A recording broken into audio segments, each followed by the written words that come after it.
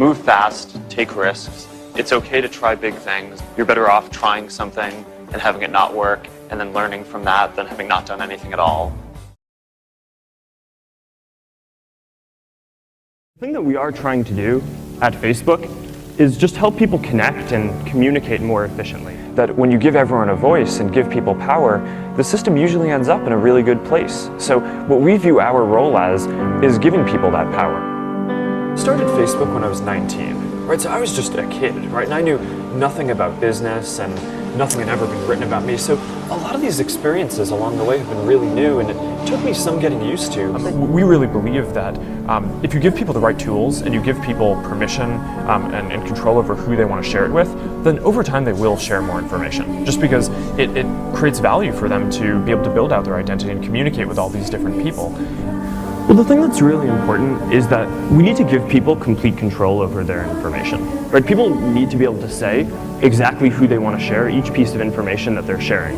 You know, when you have a website, just having someone be able to come and log in gives you some information about them and some context on who they are, but through things like Facebook Connect, you can really understand who the person is and be able to tailor your product to it. And I think it really comes down to what the core need is that the service is addressing, which is that people want to stay connected with their friends and family. Everyone has friends and family. Everyone is part of a community. People want to see what's going on with the people in their community.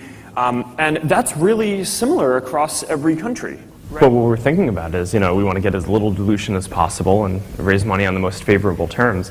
And we're building this relationship with Microsoft, and we have this ad relationship. We're doing several other things, and they wanted to buy a piece of the company, so we just discussed this, and this is what made sense. Really young, so I have to be thinking about the long term, and how this stuff is going to play out. And I think that the way that you achieve the best long-term value is by building real value in the world. Are we actually helping them achieve their goal of understanding the world? And if we could do that, then I don't think we're going to have a hard time making a lot of money.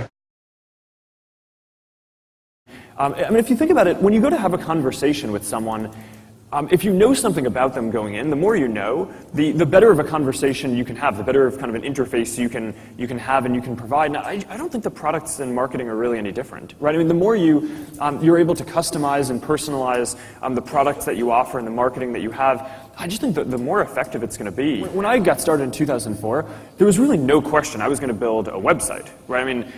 Software was kind of too hard to build, and I think most things were going to the web, so a lot of software development was on the way out, and mobile phones weren't penetrated enough yet, and the platforms weren't developed enough, so it's like, all right, you're going to build a website. The most important thing to me is to be within walking distance of the office, so every morning I can just wake up and walk 5 or 10 minutes to work. A lot of it is just moving quickly and trying a lot of things. So at Facebook, we've really built our whole company and our culture around this. When people think about platforms, I think a lot of the time they think about a vertical, right? So for example, iPhone platform is an environment in which you can build iPhone apps and use a phone. The type of platform that we're trying to build is horizontal in that it spans across all of these, right? We're trying to build an environment where people can build people-centric applications and design stuff in this personalized way everywhere. Whether it's on the web, on Facebook, on your own websites, in mobile applications, across all platforms. We have this tradition of having hackathons, which are events where all of our engineers and really the whole company get together and stay up all night just building things. In economics, there's the concept of elasticity, right? When the efficiency of doing something goes up, the demand for it goes up. And I think that this applies not only to how people use Facebook, but to how marketing is going to work and how development is going to work as well, right? The easier it is to build products, the more people build products. The more effective the marketing gets, the more people are going to advertise. When people don't care about what someone says about you in a movie, or even what you say, right? They care about what you build. Famously, Zuckerberg's little college campus networking site grew so fast, he was offered $1 billion by Yahoo 2 years later. And he said no. When I dropped out of college to start working on Facebook full-time out here, I later talked to my mom about it, and she told me that she knew that I was going to drop out of college.